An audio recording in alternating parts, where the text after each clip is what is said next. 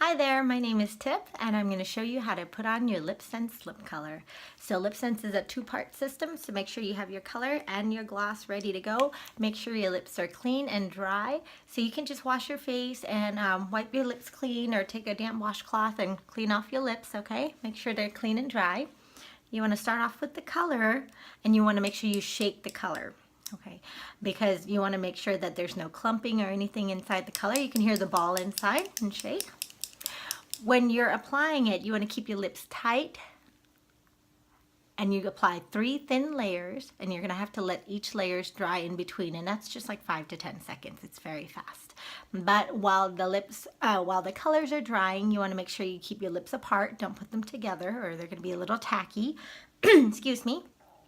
And what else? Oh, if you have chapped lips like me, because I haven't drank enough water, you may feel a slight tingle, and that's because the primary ingredient in this is SD40, which is a cosmetic grade alcohol.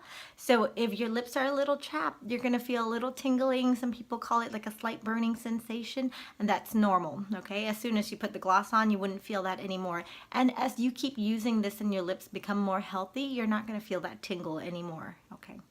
All right, so let's get started. I'm going to do a voiceover so that way I can keep my lips taut and apart and let it dry in between without having to talk. After shaking your LipSense really well, you want to scrape off any excess color. You only need a really small amount on there because you want to do a thin layer. So here I am scraping off the color. And you want to start from one side of your lip and go to the other side. You want to only go in one direction. The reason why is because if you go back and forth, you're going to be removing the color that you had just put down. So here I am. I just finished the bottom lip. Now I'm doing the top lip. Again, in one direction from one corner of your mouth to the other corner. I did the outer and then I did the inner lip. So there I am. So now I have the top and the bottom done. I'm waiting for it to dry. You're going to let it dry 5 to 10 seconds in between. And again, scrape off any excess color. And if you're just wondering, the color I'm wearing today is Bella. Everyone's favorite, I think. So in one direction, just a thin layer. So this is my layer number 2.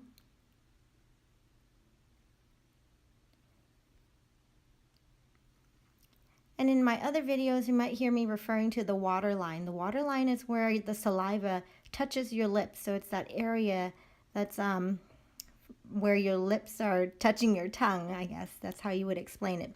But that's the area that would tend to break down more often because your saliva is acidic. So it's going to break down the lip color. So you'll see my very last step here after I did my 3rd layer is I'm going to put a little bit on my waterline. So here it is. That's the waterline. And here's my bottom waterline.